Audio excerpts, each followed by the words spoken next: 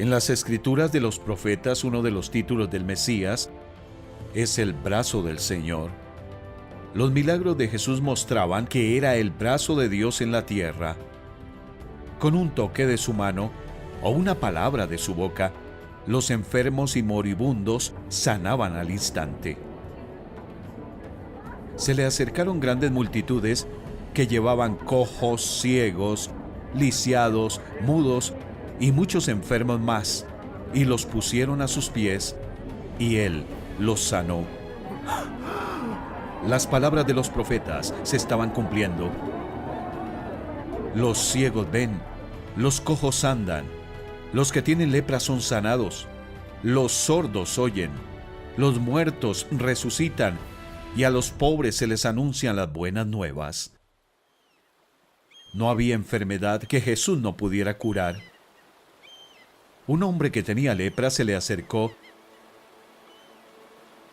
y de rodillas le suplicó: «Si quieres, puedes limpiarme». Movido a compasión, Jesús extendió la mano y tocó al hombre diciéndole: «Sí, quiero. Queda limpio». Al instante se le quitó la lepra y quedó sano. Al ponerse el sol, la gente le llevó a Jesús todos los que padecían de diversas enfermedades. Él puso las manos sobre cada uno de ellos y los sanó.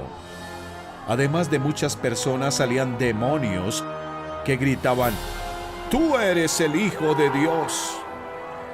Pero él los reprendía y no los dejaba hablar porque sabían que él era el Cristo. Jesús no quería que los demonios testificaran sobre él. Esos ángeles malignos habían presenciado su autoridad y poder cuando habló y los cielos y la tierra se formaron. Temblaban al recordar el día en que los expulsó del cielo. Y ahora él estaba viviendo en la tierra como un hombre. El dominio de su amo se estaba desmoronando. El Rey de Gloria había invadido su territorio. Donde quiera que Jesús iba, el poder de Satanás se debilitaba. Donde quiera que iba Jesús, la maldición del pecado retrocedía. Junto con los milagros, Jesús tenía un mensaje. Se ha cumplido el tiempo, decía. El reino de Dios está cerca. Arrepiéntanse y crean las buenas nuevas.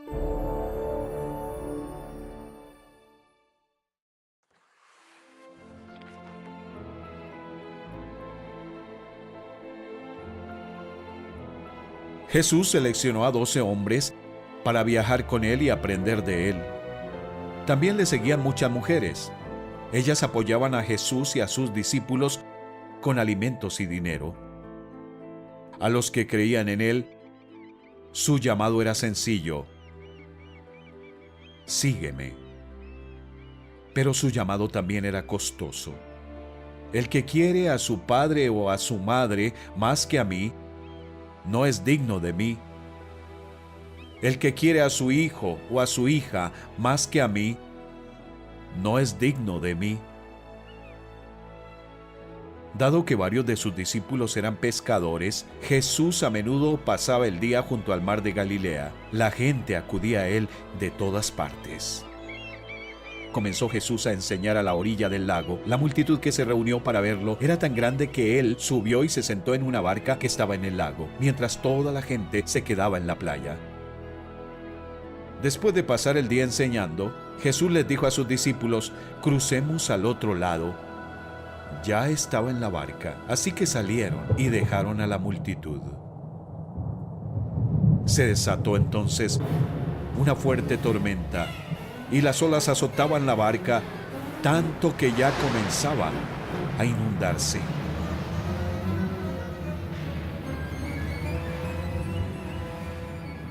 Jesús, mientras tanto, estaba en la popa, durmiendo sobre un cabezal. Así que los discípulos despertaron. «¡Maestro!», gritaron, «¿no te importa que nos ahoguemos?». Él se levantó, reprendió al viento y ordenó al mar: «¡Silencio!». cálmate. El viento se calmó y todo quedó completamente tranquilo. ¿Por qué tienen tanto miedo?, dijo a sus discípulos. ¿Todavía no tienen fe? Ellos estaban espantados y se decían unos a otros: ¿quién es este que hasta el viento y el mar le obedecen? ¿Quién es este? 1000 años antes el profeta David ya había respondido a esa pregunta. Como ebrios, tropezaban, se tambaleaban, en su angustia clamaron al Señor y Él los sacó de su aflicción. Cambió la tempestad en suave brisa, se sosegaron las olas del mar. ¿Quién puede calmar el viento y las olas simplemente al hablarles? La misma voz que los creó.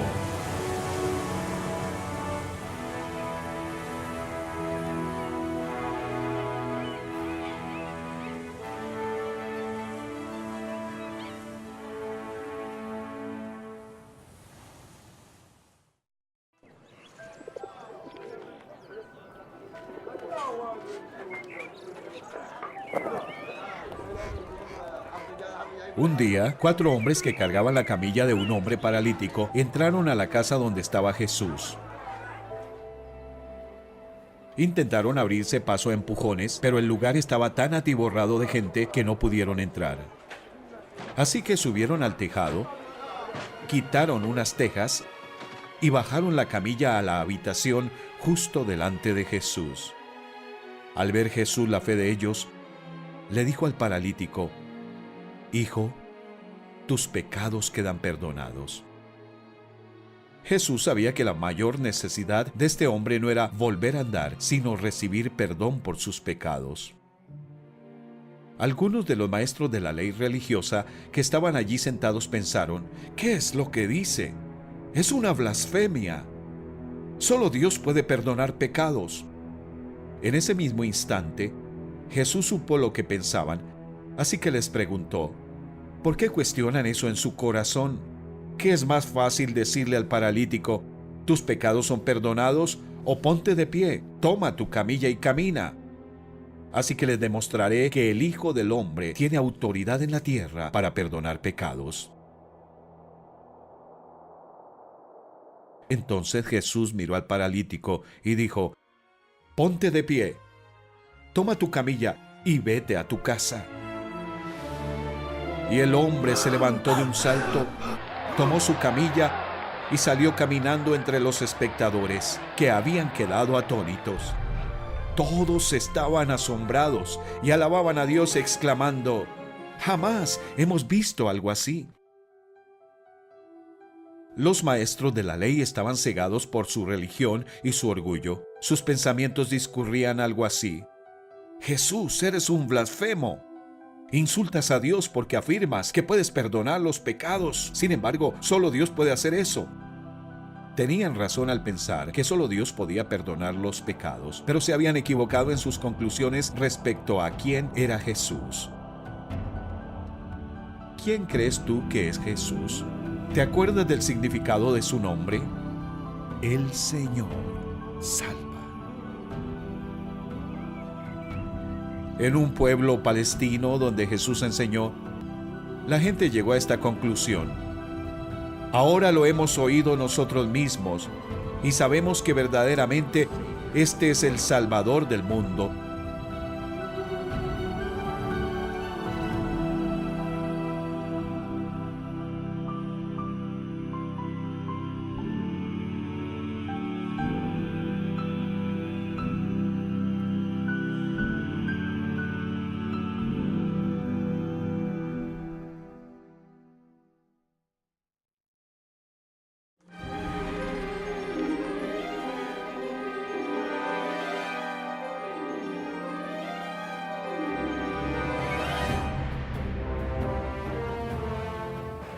Jesús tenía dominio sobre cada parte de la creación. Sin embargo, no iba por ahí diciendo: adórenme, soy Dios, soy Dios. Simplemente hacía las cosas que solo Dios podía hacer y dejaba que la gente llegara a sus propias conclusiones. Basándote en las próximas dos historias, ¿quién crees que es Jesús? Jesús, en compañía de sus discípulos y de una gran multitud, se dirigió a un pueblo llamado Naín. Cuando ya se acercaba a las puertas del pueblo, vio que sacaban de allí a un muerto, hijo único de madre viuda. La acompañaba un grupo grande de la población. Al verla, el Señor se compadeció de ella y le dijo: «No llores».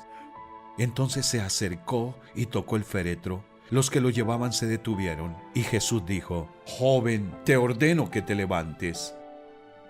El muerto se incorporó y comenzó a hablar.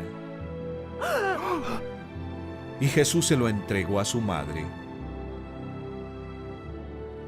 Todos se llenaron de temor y alababan a Dios.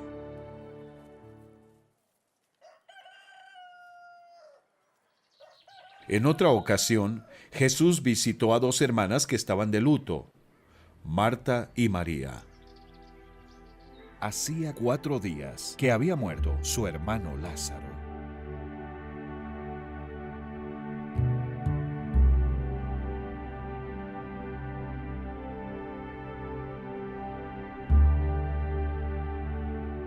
Señor, le dijo Marta a Jesús, si hubieras estado aquí, mi hermano no habría muerto.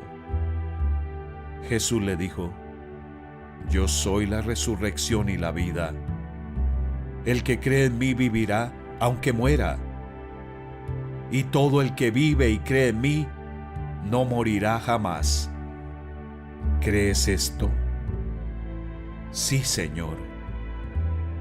Yo creo que tú eres el Cristo, el Hijo de Dios, el que había de venir al mundo. Jesús se acercó al sepulcro. Era una cueva cuya entrada estaba tapada con una piedra. Quiten la piedra, ordenó Jesús.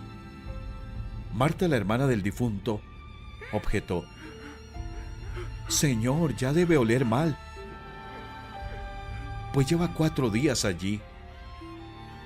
¿No te dije que si crees verás la gloria de Dios?, le contestó Jesús.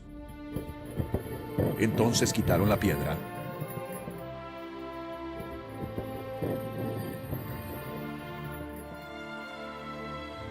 Dicho esto, gritó con todas sus fuerzas: «Lázaro, sal fuera».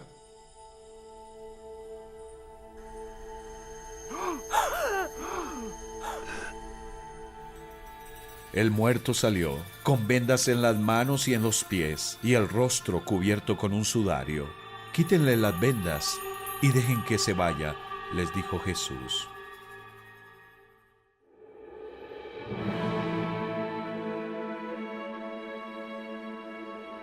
El Señor Jesús es la única persona de la historia que pudo decir: «Yo soy la resurrección y la vida».